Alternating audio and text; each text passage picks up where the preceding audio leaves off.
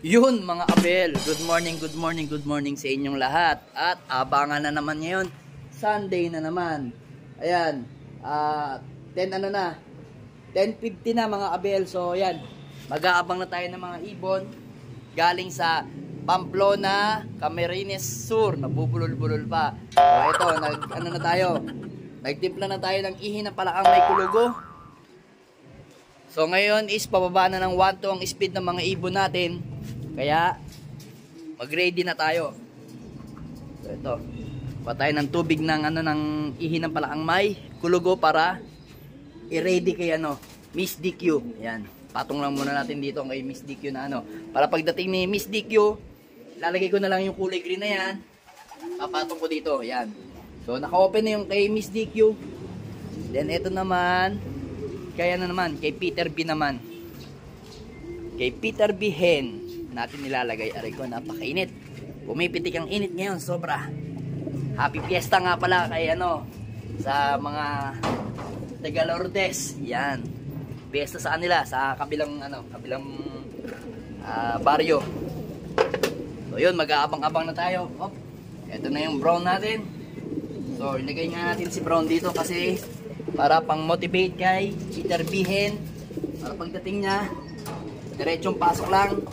Walang kabog-abog na papasok agad. So yan, naka-ready na tayo. So labas na tayo. Makamay lang sa atin yung mga ipon natin. So medyo malakas nga yung hangin. Hindi ko alam kung may pauwi na ngayon. So eto. Tapos na ako magpakain ng mga yan. Yan. Tapos na ako magpakain ng mga breeder natin. Yan. Magsusubo na lang sila mga Abel. So yan. Tara mga Abel, samahan nyo ako. Mag-abang na tayo para kay Peter B at saka kay Miss DQ.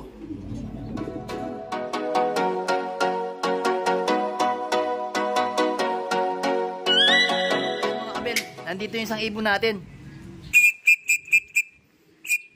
Nandito. Dumapo dito. Lakas ng hangin kasi.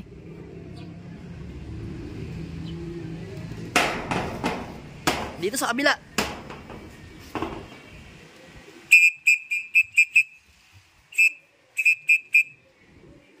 Ay naku, nandito sa kabila. Nandito siya, dito siya bumaba. Walang tayo na pantawag sa kanya. Ayun na. Nice one. Pasok. Nice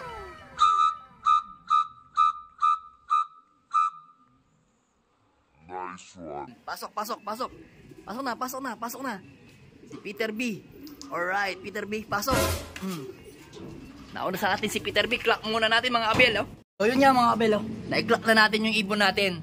1:130 na lang yung speed ni Peter B. Ayan, ang lakas ng hangin mga Abel. Sobrang lakas. So yung ibon natin, dumapo dito. Yung bubong na yan. Tira nga. Yan yung bubong na yan. Diyan dumapo. Tapos, bababa siya. Bumaba siya dito. Dito. Yan. Bumaba siya dito doon sa loob dyan. Sa pinakaibabaw niyan. So, meron tayong naalagay na plug dyan. Yung kulay pulang yan. Binaba ko muna. Tapos, yun nga. Lumipat siya uli doon. Yan. Tapos, na-clock na natin yung ibon natin yan. Umiinom mo. Alright. Clock ang ibon natin. Fresh from, ayan, nabubulol-bulol pa. Fresh from Pamplona, Camarines Sur. Ayan mga Abelo, kitang-kita nyo. Alright. Alright, ibon natin. Lakas ng hangin kasi. Galing mo. Alright, ayan magpapahinga ka na, handali. Huwag ka lang lumipad. At itataas na lang kita, handali. Tataas na lang. Pagod ka na eh. Yan. Tapos kukunin natin yung pugad mo, Dali. Wala pa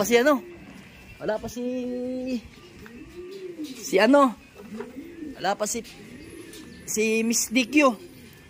Lagay na natin to dito para relax na siya. Yan. Alright, ayan yung pugad niya. Binalik na natin. Then eto, andali. Lalak natin to. Point. Pag-lock natin, tanggalin natin to kasi bubugbugin siya nito. Ilagay natin dito sa may trapdoor. Yan. Tapos open natin to para alright ang kanyang pagdating is ayon. Alright. lang. Wag, parating yung ibon ko. Ayan. So, abangan natin si Miss DQ mga kabel. Nalate ata si Miss DQ ngayon ha. Mag-relax ka na muna dyan ha. Alright. One down. So, ayan mga kabel, mainit na. 11:57 na. So, yun. Wala pa ngayon si Miss DQ. Napakahirap magpauwi ngayon ng ibon dahil sobrang lakas ng hangin. So, dito sa area ko, wala akong masyadong nakikitang dumaan. Merong kanina, bago dumating si Miss Peter C. Yan, si Peter C. Hen. Meron na unang bulto ako nakita, mababa, malakas ang hangin. So, pagpag nga yung mga hangin, hindi nga maintindihan kung saan sila magwe-way. Kasi pag tinutumbok nila yung way nila, hinahampas sila. Kasi yung ibon ko daw, sabi ni parang Riz, galing sa doon sa Lourdes. Pag ganun yung ibon ko, hindi ko nga napansin kasi nandito ako nakaupo eh. Kaya ako lang napansin, sinabi lang sa akin, nag-chat sa akin, pare, meron ka ng checker dyan na parang black check. Sabi ko wala pa eh, nakita ko na kagad dito. Dito, doon siya oh. Hindi naman niya dinadapuan yun, dito siya nadapo eh, no? Diyan siya nadapo, hindi doon nadapo. So may nakita ko siya doon, nung tinawag ko siya, lumipad siya, kaso hinangin siya, bumaba siya dito sa may buhos na to, sa semento na to. Ay nandun yung bandero kong pula, binaba ko muna, eh nakita ko nandito na siya. Yun, bumaba, nag-speed pa siya ng 1113. So si Miss DQ medyo nahihirapan nata sa lakas ng hangin, aray ko. Pero okay pa lang naman, ang speed pa naman natin is, ang cut-off natin is alas 2, eh maaga pa naman, mag-alas 12 pa lang. Kaya okay na okay lang yan. Basta importante sa atin, mag-clock lang si Miss DQ, alright na sa atin. Ayan. So, as of now, konting-konti pa lang yung nagka-clock sa atin sa TGRC. Sa BBC, hindi ko pinansin kasi wala pa tayong ibon eh. So, ayan. Tapos na tayo magpakain sa mga ibon natin. Then, ayan. Hingi-hingi na naman siya. Pag hindi na uuubos yung isang patukan ko, inililipat ko lang para hindi sayang, di ba mga kabel? Yan na yan. Inip na daw siya. Ano, inip ka na? Inip ka na sa Miss Nikyo? Inip na daw siya kay Miss Nikyo sa asawa niya. Abang-abang lang. Kaya may nandito na yun. Maniwala ka sa akin. Hindi ka hindi ka iiwan nun. Uuwi yun. Maniwala ka sa akin, ha? Ito, malalaki na yung mga young bird natin, no? Mga young bird natin ng Peter B. Malamang ano to? Mga black check to, mga kabel. O hindi man black check, checkered. Ayan, no? Ayan, no? Kita nyo, itim na itim, oh. Black check o tsaka checkered sana. Wala siyang white light. Sabagay, hindi naman naglalabas si Peter B ng white light. Aray! Ito, sakit. O, yan. Ano kaya? Blue bar, dirty blue bar, dark check o checkered. Pwede na sa akin. Okay na sa akin. Basta lahi ni Peter B. Unang clock natin yun si anak nito ni Peter B Yan, ni Peter B. Ito. Una natin si Peter B. Ayan. Ito yung Peter B natin, mga kabel. Aray ko. Ayan. Ito yung Peter B natin nagsusubo. Sa lukoy nagsusubo siya. Alright. Ang ganda. Pearl eye yan, mga kabel. Ganda ng bagus niyan. Ayan. Wala na tayong tagahawak eh. Ganda niya. Blue bar na blue bar. Solid na solid. Solid na solid na ibon. Pearl eye. Ayan. May kamukha yan dito eh. May kamukha yan dito kaso ang ano niya, kulay lang ang different. Pare silang white pearl eye. Dito meron yan dito eh. Lilipad. Ayan o. Pansinin nyo, ayan o. Ayan o. Pearl eye lang pero kamukhang kamukha niya. Pero ito kamukha ng kulay. Ayan, pero hindi siya kamukha ng kulay ng mga mata. Well, ayan. Against sa tayo dito sa lights eh, kaya hindi natin makita yung pagkainis ng blue bar niya yan. Mainis ng blue bar to. Ayan o. Ayan nyo. Inis na blue bar o. Tapos ito yung mga mata talaga. Solid na mata. Tara, magabang na tayo. Baka mamaya dumating na yung ibon natin. Ayan, mga summer natin, relax lang. So yun nga mga kabel, as of alauna G's, wala pa rin si Miss DQ mga kabel So, dun sa sa GC namin, may nagpasa. Isang malaking training box. Tingnan natin kung makukuha ko yung video ngayon at ipakikita ko sa inyo dyan sa ating screen. So, ayan, makikita nyo. Or kung dun sa mga nakakita, tingnan natin kung natin, may i-view natin kasi hindi ko pa sigurado kung masisave ko yun eh. Kasi may may mga naahuling kalapate. Sigurado nalambat yun. May napansin ako doon, puti ang ulo. So yun, sana hindi yun si Miss DQ.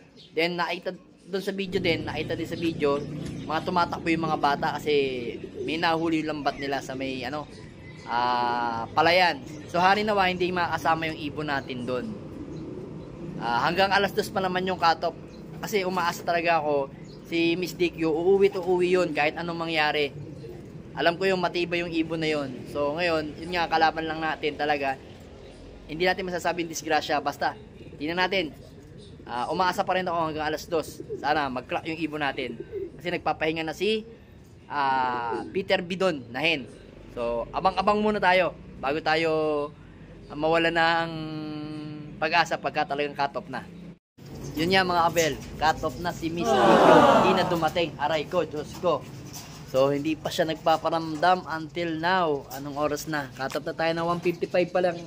1:55 pa lang yung cut-off natin. Ngayon is 2:11 na. Aray ko. Hindi nagpaparamdam kayo nangyayari. Sana hindi siya nakasama sa nalambat. Sana makauwi man lang. Diyos ko, yun ang problema talaga. Pagka pagka dumaan ng Del Gallego, Tagkawayan, nandiyan kasi mga lambatan eh. So, Pamplona kami, malapit sa Naga. So, doon din yung way ng mga ibon. So, wala tayong magagawa. Ganun talaga. Lagi na lang natin sinasabi, part of the race. Wala si Miss DQ. Kawawa naman si Red Pepper. Ayan, nagpakawala na lang tayo ng mga young bird natin ngayon. Ayan. Ayan. Pito yan eh. Ayun yung isa. Isa, ayan. Ano ba? Isa, 2, 3, 4, 5, 6, 7. Ayan, 7 sila. Ayan, 7 gugulong na naman. Ayan.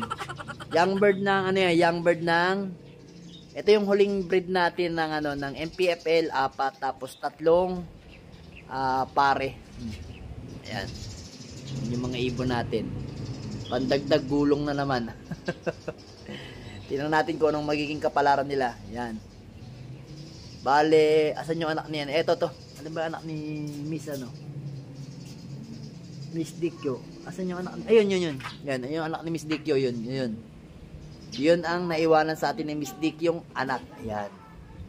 Ano kayong gagawin niya sa norte naman? So, abangan natin. Ganun talaga. O yan, mga abel. Ganyan talaga. Wala tayong magagawa. So, hanggang dito lang video ko. Please like and share and subscribe. Ingat at God bless.